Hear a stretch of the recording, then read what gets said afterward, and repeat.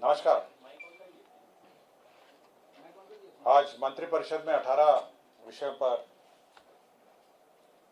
चर्चा की गई और संबंध में निर्णय लिया गया।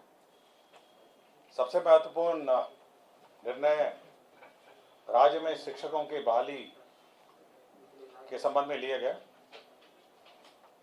बिहार राज्य विद्यालय अध्यापक नियुक्ति स्थानांतरण अनुशासनिक कार्रवाई सेवा शर्त नियमावली 2023, आपको याद होगा कि कुछ दिन पहले ही मंत्रिपरिषद ने इसकी स्वीकृति दी गई और अब इसके अंतर्गत पदों के सृजन हुए, जैसे मूल कोटि के 40,185 पद जो मरणशील हो गए थे एवं विशेष शिक्षक के लिए पंचायत प्रारंभिक शिक्षक नगर शिक्षक के क्रम से मूल कोटि के स्नातक कोटि के 5,534 एवं 1,745 सभी पदों को प्रत्यार्पित करते हुए अब 1 से 5 तक के जो पद हैं वो 85,477 और 6 से 8 1,745 पद। तो ये आप समझ सकते हैं कि कुल जो पद सृजित हुए हैं वो 85,477 जो 1 से 5 के लिए और 6 से 8 के लिए 1,745 पद का सृजन हुआ है। साथ ही साथ इसमें यह भी निर्णय हुआ है कि ये जो परीक्षा है वो बिहार प्रशासनिक बीपीएससी द्वारा परीक्षा ली जाएगी। यह भी निर्णय मंत्रिपरिषद ने लिया है और साथ ही साथ इसका जो वेतनमान है उसका भी निर्धारण किया है। वेतनमान में जो प्राथमिक विद्यालय मूल कोटि का जो अध्यापक का मूल पद है वो 25,000 होगा और जो स्नातक कोटि के विद्यालय अध्यापक का मूल वेतन है 28,000 होगा। तो इस पूरे पद का जो सृजन हुआ है इसमें कुल व्यय होगा 4,629 करोड़ 4,629 करोड़ अनुमानित 46,29,23,07,120 रुपए का व्यय होगा। तो ये मंत्रिपरिषद ने जो टीचर्स का जो पद सृजन है आपका 1 से 5 और साथ ही साथ आपका 6 से 8 का पद सृजन, साथ ही साथ उसका मूल कोटि का वेतन निर्धारण और साथ ही साथ इसका जो नियुक्ति की प्रक्रिया है उसका भी निर्णय मंत्रिपरिषद ने आज लिया है। इसके साथ ही साथ जो बिहार राज्य विद्यालय अध्यापक नियुक्ति स्थानांतरण अनुशासनिक कार्रवाई सेवा शर्त नियमावली 2023 है, इसमें जो 11 से 12 और 9 से 10 के भी पद सृजित किए गए हैं, जिसमें 11 से 12 तक के जो विद्यालय अध्यापक हैं 57,618 पद सृजित हुए हैं और 9 से 10 के लिए 33,186 पद हैं। तो आप समझ सकते हैं कि 4 आंकड़े हैं जो महत्वपूर्ण हैं। 1 से 5 के हैं 85,477, 6 से 8 के हैं 1,745, आपके 11 से 12 हैं 57,618 और 9 से 10 हैं 33,186। तो 4 आंकड़ों को अगर आप टोटल करेंगे तो आपको ग्रैंड टोटल मिल जाएगा कि कितने पदों का सृजन हुआ है। ठीक है, और सभी के वेतनमान भी निर्धारित हो गए हैं और सभी का जो नियुक्ति का प्रक्रिया है वह भी हो गया। 11 से 12 जो विद्यालय के अध्यापक हैं उनको 32,000 मूल पे होगा और 9 से 10 का है 31,000 मूल पे होगा। जो 11 से 12 है 32,000 उसका मूल पे होगा, मूल पे, और 9 से 10 है उसका मूल पे होगा 31 मूल वेतन के अलावा मैं बता देता हूं, मूल वेतन के अलावा आपका 42% डीए होता है। ठीक है, 8% एचआरए होता है, हाउस रेंट अलाउंस, फिर सीटीए अलाउंस होता है 1,500 के आसपास प्लस डीए, मेडिकल होता है आपका 1,000,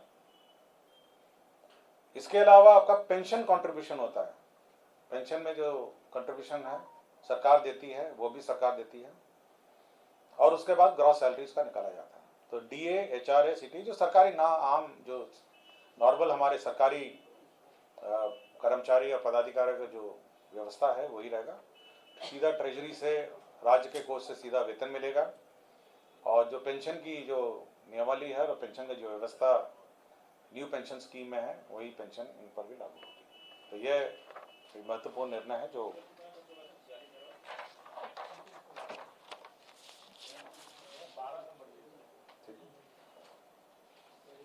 उन दोनों का मूल वेतन कितना बताया था सर? 1 से 5 वाला? 1 से 5 में पढ़ देता हूँ फिर से। 25,000 है 1 से 5 का, 6 से 8 का है 28,000, 9 से 10 का है 31,000 और 11 से 12 है 32,000।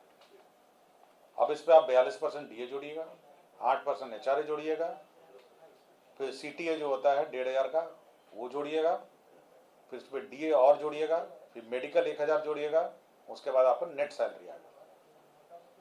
उसके बाद फिर पेंशन कंट्रीब्यूशन जो है सरकार देती है 14%, 14% सरकार का पेंशन कंट्रीब्यूशन होता है, वो 14% और जोड़िएगा, तब आप मोटा मोटी ग्रॉस सैलरी पे आएंगे। ठीक है, सर एक शिक्षक को कितना मिल जाएगा? अलग अलग कक्षा का अलग अलग होगा ना, अलग अलग का अलग अलग है। अगर लिखा हुआ तो बता दीजिए, हम लोग जोड़ भी नहीं पाएंगे। आप जोड़ लीजिएगा, मैंने बता दिया मंत्रिपरिषद में, ये टोटल नहीं था, मैं जितना मंत्रिपरिषद के एजेंडा में है मैं बता, मेरे पास है, मैं आपको। सर ये कब तक फ्री हो जाएंगे 1,78,000? देखिए ये राज्य सरकार का निर्णय है कि जल्द से जल्द इसको इमीडिएटली एग्जाम कंडक्ट किया जाए, उसको भरे जाए सारे बीपीएससी के थ्रू। सारे बीपीएससी का। टोटल 178 आ रहा है सर, 1,78,000। आप जोड़ लीजिए ना, मैं आपको जोड़ लिया ना आपने। देखिए अब टोटल अब एक बार फिर जोड़ लीजिए, 85,000 हो गए आपके प्राइमरी, 1,800 आपके हो गए, 1,800 कितने हुए? 18 है, 1,745 हो गए आपके। कितना हो गया आपके प्राइमरी हो गए 85,477। आपका मिडिल ये 6 से 8 हो गया 1,745। आपके 11 से 12 हो गए आपके 57,618, 57,618। और 9 से 10 हो गए 33,186। तो चारों का टोटल कर लीजिए अपना है टोटल। 1,78,000। और मोटा मोटी जो राज्य सरकार में जो बाहर पड़ेगा टोटल, मतलब सब मिला के, तो करीब 11,000 करोड़ का है। ठीक है ना, टोटल मैंने बता भी दिया आपको, 11,000 करोड़ आसपास इन सबका वेतन। ये आपने जो बताया sir 4,629 crore, what is that?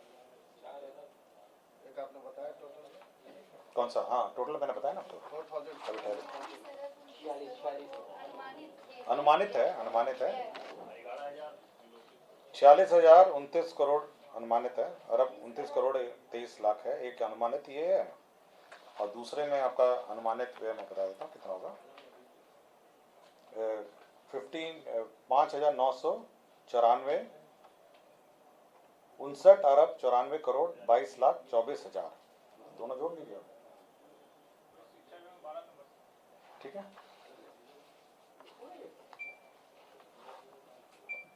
ये परिवहन के संबंध में एक महत्वपूर्ण निर्णय है। गया और मुजफ्फरपुर नगर निगम क्षेत्र में 15 वर्षों से अधिक पुराने जो सभी प्रकार के वाहन हैं उसका परिचालन 1/10/2023 से बंद हो जाएगा, मतलब ये प्रतिबंधित रहेगा। तो यह मंत्रिपरिषद ने स्वीकृति दी है कि 15 साल से पुराने जो वाहन हैं 1/10/2023 से अब नहीं चलने। इसके साथ साथ राज्य सरकार ने एक अन्य मामलों में परिवेशीय वायु गुणवत्ता सुधार के लिए गया नगर निगम, मुजफ्फरपुर नगर निगम के सभी प्रकार के डीजल चालित तिपहिया वाहन का परिचालन 30/9/2023 की मध्य रात्रि प्रतिबंध किए जाने एवं बिहार स्वच्छ ईंधन योजना 2019 का अवधि विस्तार 31/3/2024 तक क्षेत्र विस्तार गया एवं मुजफ्फरपुर नगर निगम में किए जाने एवं इस योजना में पटना, गया, मुजफ्फरपुर के तिपहिया मालवाहक वाहनों के लिए अनुदान, तो अब अनुदान का प्रावधान है, रिप्लेसमेंट का अनुदान है और साथ ही साथ नए खरीदने का और रेट्रोफिटिंग का भी अनुदान है। कितना अनुदान मिल रहा है? डीजल चलनित अथवा पेट्रोल चलनित तिपहिया मालवाहक वाहन का नए सीएनजी चलनित तिपहिया मालवाहक के प्रतिस्थापन पर 40,000 रुपये मिलेगा। डीजल चलनित अथवा पेट्रोल चलनित तिपहिया वाहन मालवाहन का नए बैटरी चलनित तिपहिया मालवाहन के प्रतिस्थापन पर 25,000 मिलेगा। पेट्रोल चलने तिपहिया वाहन में सीएनजी किट लगाने रेट्रोफिटिंग पर 20,000 मिलेगा। तो 3 है, एक 40,000 है, 25,000 है और 20,000।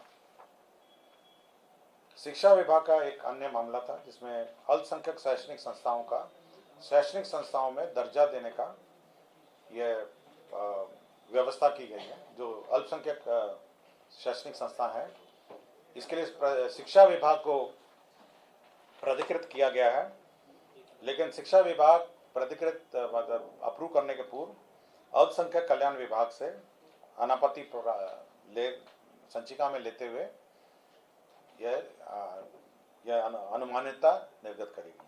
तो यह एक महत्वपूर्ण निर्णय है। अल्पसंख्यक शैक्षणिक संस्था देखिए, अल्पसंख्यक शैक्षणिक संस्थाओं का दर्जा कुछ संस्थाओं को मिलता है, इसके लिए नियमावली अलग है।